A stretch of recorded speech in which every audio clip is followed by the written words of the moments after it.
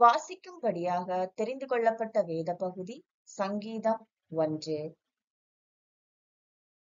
துன்மார்க்கருடைய ஆலோசனையில் நடவாமலும் பாவிகளுடைய வழியில் நில்லாமலும் பரியாசக்காரர் உட்காருமிடத்தில் உட்காராமலும் கர்த்தருடைய வேதத்தில் பிரியமாயிருந்து இரவும் பகலும் அவருடைய வேதத்தில் தியானமாயிருக்கிற மனுஷன் பாக்கியவான். அவன் நீர்க்கால்களின் ஓரமாய் நடப்பட்டு தன் காலத்தில் தன் கனியை தந்து இலையுதிராதிருக்கிற மரத்தை போலிருப்பான்.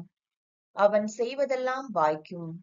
துன்மார்க்கரோ அப்படி இராமல் காற்று பறக்கடிக்கும் பதரை போல் இருக்கிறார்கள்.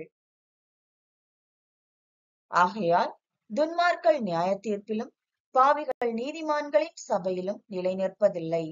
கர்த்தர் நீதிமான்களின் வழியை அறிந்திருக்கிறார், துன்மார்க்கரின் வழியோ அழியும்.